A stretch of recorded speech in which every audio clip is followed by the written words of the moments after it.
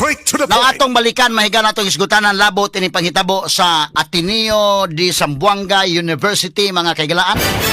Ang labing mahal nga eskwelahan dito mahigala sa Zamboanga. Mo ni pinakamahal eskwelahan to sa Zamboanga day. Kini kong Ateneo mga higala, di ni basta-basta magkasuod ganyan mga sukitig paminaw og wa kay kwarta oy. Mahal kay tuition fee ng mga kuana eskwelahan na. Og so kay do naman mga higalay, mga kwartahan may makasuod ha, mga anak o negosyante, sakto sila sa mga security guards mga kaigalan. In fact, sa atong nahibawan, doon na day 25 ka mga security guards anang Ateneo day. 25 kabuk. Ang mga security guards nga na. So, og moingon ka og seguridad, hugot ang seguridad. Labi na kay naunha naman god nga dunay nahitabo mga higala nga pagpamusil dito sa Tacloban City mga sukid dig paminaw. Straight to the point. Unya, unsa ka concern mga higala ang mga Jesuits. Kay human mga higala sa hitabo sa Tacloban. Kanang Ateneo de Zamboanga mga higala naghimo dayon sila og CIMIX, no? Simulation exercise mga higala o gaunsaon pag-iskapo simba kuoroy o duna mga higalay mga pagpamusil. Straight to the point. So mao kana nga kinini ang mga eskwelahan labi na mga anak ko mga dato. Gordyado na mga bata. Napa may galay mo hatod kuha sa mga bata. Napa ubanday guarded pa ng mga bata uban. Ang mga anak ko mga negosyante. Straight to the point. Walang kasabot ang Ateneo anak. Labi na Zamboanga sa guna. So, ang security mahigala grabe. Sa atong naibawaan 25 kabuk gwardiya ng naa. Pero kini ang bata nakasuod lang dayod. Kay kadtong dunay mga sakyanan dunay mga sticker, matud pa makasuod ay unya nigsuod adto na mohunong sa ilang basement. Hinighunong sa basement mo sakay sa elevator dito na. Dito mga higala sa kinini ang area asa siya mo adto. Mao kana nga wala na mga higalay maagi sa inspection and reckon. Straight to the Ano point. ang explikasyon ha sa atong pagkuha og information sa atong kapulisan dito. So tingali usbo nila ng ilang protokol. Nga bisan pa man og maanak og kinsang anak na og dato ng kuana og unsang pagkadatua og kinsa nang siyempre di ba kani po dahil nga yung mga gwardiya po siguro dito saludo po siguro ang kang sir na customs police ha di na po restriktohon kay kang sir custom na.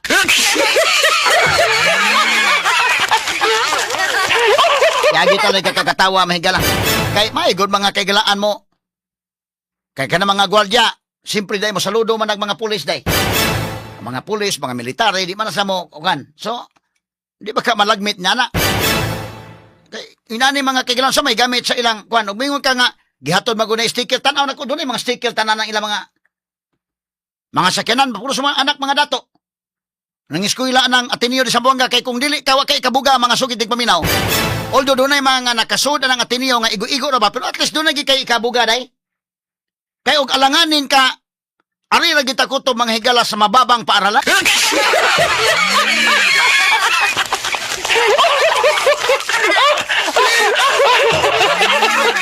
Daghan man mga higala eskwelahan nga kon total may bayad mga higala ning elementary high school even college gani.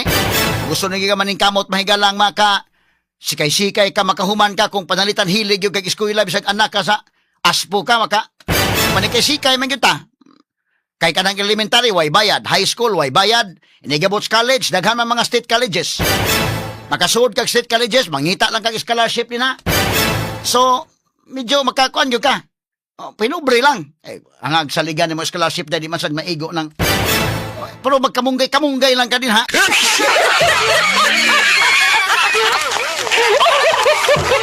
Bahaw-bahawon lang ni mo ng kanon na kay madada na yun, ha? So daghan na ka-eskwelahan nga kwan.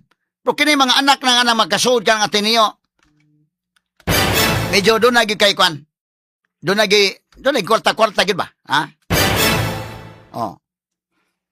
So, doon ay mga sticker na ilang mga sakyanan. Kini, di pa kayo ko satisfied sa explanation dahil nga doon ay sticker na kasuod. Wa na ma-appeal sa kwan.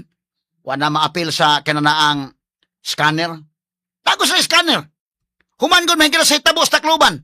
Ang Ateneo kay mga dato lagi, na-scanner na dayon ang ilang mga estudyante nga ang makasud nga mga estudyante, ang mga bag murag airport ba? Ang mga bag butang sa scanner. So mahibawan kayo bisag later na imong dadon dito, hibawan kayo. Inana ka grabe ang security nila. Guardia 25 kabuok kunya nag simulation exercise na sila simbakog na ipareha sa Tacloban, unsay atong buhaton manimona, asa mudagan, dili magpanik nana. Sus nahitabo gyud mga kagalaan oy.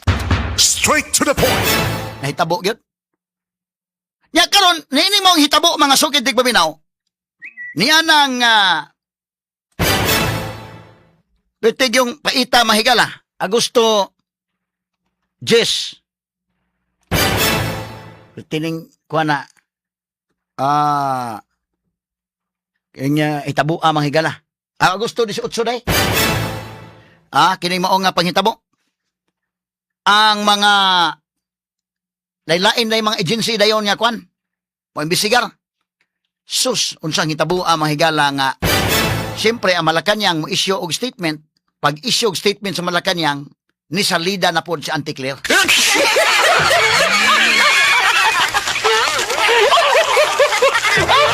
Naghay ng react mahigala ng salida ni Auntie Claire mga sugitig paminaw. Kay, unsa ba sa Auntie Claire lahi man mga higala og timplada? Unya, na trauma na mga higala ng mga bata, ang mga teachers may gala, apil og katrauma ining kalakiha. Kay kini ba ato mga teachers na ning kamot pud sa mga higala nga kini mga bata nga makakaton mga sukitig paminaw gitudloan nila sakto na sa eskwelahan. Unya daghang mga factors ron may higala labi na kining internet nga medyo ang mga hasta mga teachers may higala kalisod na ganin di lalim sa mga teachers sa pagkakaron. No? So mangitag pa maagi ang gobyerno nga matabangan kining mga teachers, matabangan mahigala mga ginikanan, ila ba kang sabutan mahigala bisa kining online games day kin nga kining mag kana bitaw magpinatyanay diha. Paminaw nako, estudyuhan siguro na asa man ipadayon ta ba ning inaning klase sa game audit na. Kay do na may mga countries nga gibahan nila na may inana. Kana mga Counter Strike o kini mahigalang mga games nga mga Roblox. Nga kana bitaw ikaw maoy murag nagdakag pusil nga mupatay ka diha. So, kana, estudyuhan ng mga dapita, suportahan mahigala ang kuna, ang government muhimog pamaagi, ang atong Senado, nabisi pa man sa impeachment sa pagkakaroon, nangita sa pamaagi, ang saon nga suportahan ng mga problema haron nga masudyuhan o malikay mahigala nga doon na pa'y doon na mga insidente nga susama ani. Straight to the point. Si Auntie Claire mga higala, lahi po iyang pamahayag. Muna nga mga teachers, medyo nahiubos niya mga sukitig paminaw. Kaya iya mahinong giingnan nga doon mga teachers nga why mga mudo. Lagi talay kito katawa mahigala. Be atong paminaw, itong pamahayag ni Auntie Claire kasamang names be. Sige ko no dong, asaman to dong. Kani. Mismo, ang ibang mga guro ay lumalabag sa ganitong klase ng moralidad. Sila minsan ay nagtuturo sa kanilang mga estudyante kung papaano maging walang modo. Lalo-lalo na sa mga nakakatanda o sa mga ibang tao. Panahon na po, hindi lamang po ang gobyerno na po tayo, especially pag nasa school. Kayo po ang magsilbing pangalawang guro sa ating mga kabataan. At Mano niya pamahayag nga mga teachers may gala nga unsa man ning kalakiha. Miingom hinon nga di mga teachers nga walay mga mudo, awa ko ni mga batas.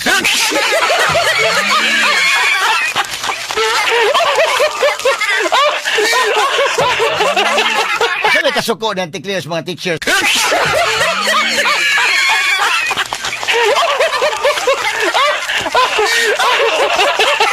Lagi tayo katawa mga sukitig paminaw, no? Pagka sunod ugma mahigala, gipangutana siya kay nadaghan na ubos niya. Wa gyapon mga ipasaylo, ha? Ni palusot lang gyapon istorya mga sukitig paminaw. Bebe, ato balikan ba sa may kwan. Kanang walang mudo dai but pasabot yung mga batasan. Wa ko ni mudo. Bebe, ato balikan ko no names. mga nakakatanda o Sige daw. mismo ang ibang mga guro ay lumalabag sa ganitong klase ng moralidad. Sila minsan ay nagtuturo sa kanilang mga estudyante kung papaano maging walang modo, lalo-lalo na sa mga nakatatanda or sa mga ibang tao. Panahon na po, hindi lamang po ang gobyerno, lahat po tayo, especially pag nasa school. Kayo po ang magsilbing pangalawang guro sa ating mga kabataan. At Asa man nga kuha nila nga na mga teacher walang mga way modo.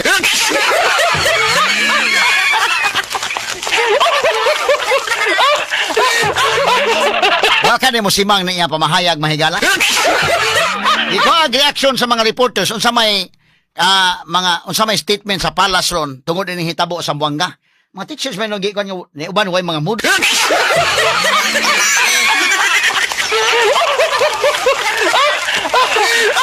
Dito sa kasuko sa mga teachers. Kapoy ba ng mga maestra tudlo sa mga estudyante. Kanya paghuman na mao pa niya ikastorya mga sugid paminaw. Isa ka to mga teachers sa Ateneo sa Zamboanga. Pilti sa nang lubata inday oy. Yan lubata ng mga teachers. Problema ni mahigala sa mga eskwelahan. Relatable nga problema sa mga estudyante mga teachers. So maminaw gyud ka sa kay statement sa Malacañang no. Importante kaya ni mas maminaw tag statement sa Malacañang. So ang statement mahigala miingon manon na iba mga teachers way mga mood.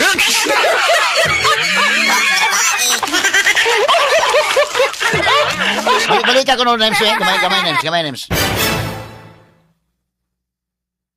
Sige ko nung. mismo ang ibang mga guro ay lumalabag sa ganitong klase ng moralidad. Sila minsan ay nagtuturo sa kanilang mga estudyante kung papaano maging walang modo, lalo-lalo na sa mga ibang tao. Alam na po, hindi lamang po ang gobyerno, lahat po tayo, especially pag nasa school. Kayo po ang magsilbing pangalawang guro sa ating mga kabataan. At Okay, so mo na yung unang pamahayag. Nya pagkahuman, pagkaugma, gikuhan sa reaction ng reporters, ang daghay na suko maestra ni mo, Auntie Claire. In-explain po siya, pag-explain po niya, wag po, palusot. Kaya ito paminahon dong, ito pagkaugma na. Asa man ito gahapon. Kanay. Sige ko na be. Ito paminahon, may gala, gamay lang. yung nangyari. So no apologies, Yusek. Ivan, hindi tayo pwede ditong magkaroon ng sorry for the word. Ayoko magkaroon ng additional na pang-iintriga dito. Dahil muli gusto kong linawin, naiintindihan ko po kung saan nanggagaling yung mga guro at wala po tayong sinabi na sila ang dapat sisihin. Ipinapakita lamang po natin kung gaano kalaki yung kanilang role bilang pangalawang magulang sa ating mga kabataan. So ngayon, ipinakita ko kung bakit, yun yung nasabi natin, dahil totoo naman na mayroong mga guro na hindi nagsilbing maganda or modelo sa ating mga kabataan. Kaya hinihimo ko po ang ating mga kagalang-galang na guro na magtulong-tulungan po tayo kung meron din po kayo nakikita mga ganitong klase mga nangyayari sa kapwa nyo guro. Paalalahanan po natin na kayo po ay tinitingala bilang tagapagturo na magandang kaugalian sa ating mga kabataan. Sorry, Yusek, I did not mean to create intrigue, pang-iintriga as you might be implying. Ang sa isip ko lang ho kasi ngayon, what if after listening to your explanation, yung mga guro na nasaktan, ganun pa rin po ang kanilang pakiramdam?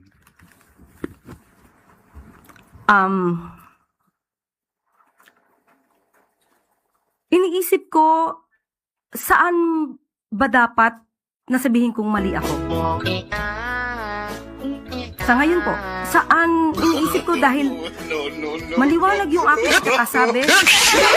Nagkaroon lang na maling konteksto no sinabi ng ACT Party List or ACT Teachers na sinisisi ko ang mga guro. Wala po akong sinabi na sila ang may kasalanan.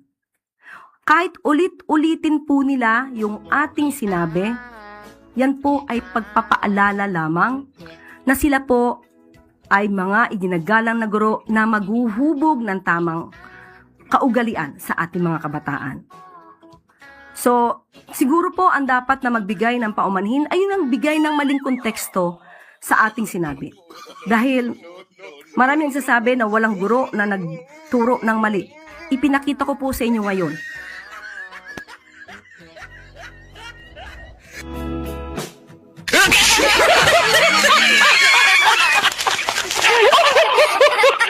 Wag yun mag-apologize, Auntie Claire. Iya pang i-justify hinoon day, ha?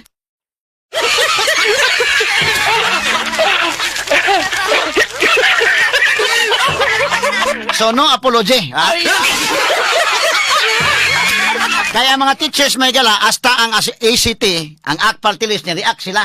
O ang mga teachers may gala nga nang react sa iyang pamahayag ni Auntie Claire, ha? Pag gahapon mga sukitig paminaw, morto yung sulti, nga kwan. Be, ato ko na ibalik gamay dong, be. So, no apologies. Ingon, reporter, why apology? Why pasaylo? Mga pagpangay pasaylo? Wag yun.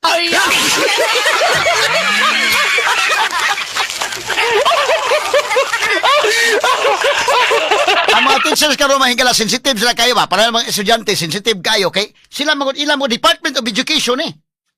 Si Angara mahigala, iyan ni mga higalang call, no? Si Marcos makaigalaan isip presidente, si Angara isip iyang alter ego nga mao'y sekretary sa DepEd. Ila ni karon. Muna nga ang tanan mahigalang naa sa DepEd medyo relatable kay nila. Kini hitabo og ang tanan ginikanan doon gabi ka kuning isyuha oy. Mga ginikanan doon ay mga anak kana sa eskwelahan. So mga teachers maminaw gyud ko sa kay pamahayag sa Malacañang ha. Kay doon ay statement ang Malacañang maminaw taon sa kay sulti sa Malacañang ron. Sus pag sulti pas Malacañang mahigalang ni ay mga teachers walang mood.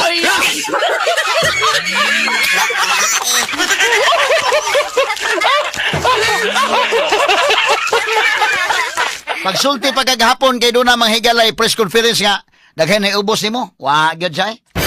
Iya pang i-justify hinoon day nga tinuod masad nga naagi mga way modo. Wa na lang niya bawian na lang day ba? Ay na lang nagisguti ko mga na lang tago na lang. Mura ni si Auntie Claire mahigalag kuan, Lahi man kay ang issue ba nya murag simang niya issue ba kani batak din ano?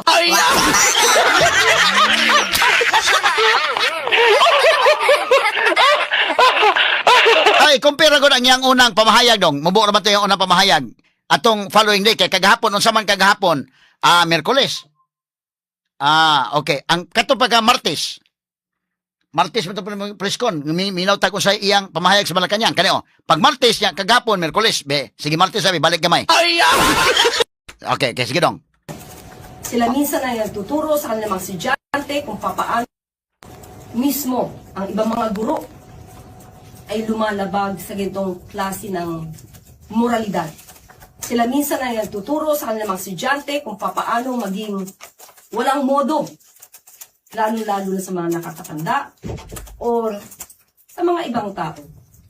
Panahon na po, hindi lamang po ang gobyerno, lahat po tayo, especially pag nasa school. Kayo po ang magsilbing pangalawang guro sa ating mga kabataan. At Okay, mao na siya ang Martes. Aritas Miyerkules dong. Kay Martes mo ito walang mudo. Pwede na pagka Miyerkules sa daghan na suko ni mga maestra. Murag na hiubos sila sa usulti nimo. Pwede ito moingon siya dahil nga kanang mga ila kong dispensa sa kato mga nasakitan sa akong pamahayag kay basin og na-misunderstood nila. So kana lang. Sumura ba og kuan ba? Ang iyari tiwasan pa hinon niya mahigal.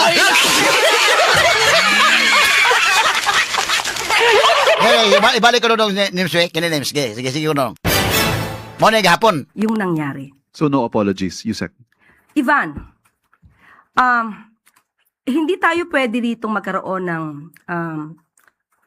sorry for the word. Ayoko magkaroon ng additional na pang-iintriga dito. Dahil, muli, gusto kong linawin, naiintindihan ko po kung saan nanggagaling yung mga guro, at wala po tayong sinabi na sila ang dapat sisihin. Ipinapakita lamang po natin kung gaano kalaki yung kanilang role bilang pangalawang magulang sa ating mga kabataan. So ngayon, ipinakita ko kung bakit yun yung nasabi natin dahil totoo naman na mayroong mga guro na hindi nagsilbing maganda. Sa ating mga kabataan. Kaya hindi Pause. ang ating mga Pause. kagalanggan. Imbes kayo Dahil totoo naman.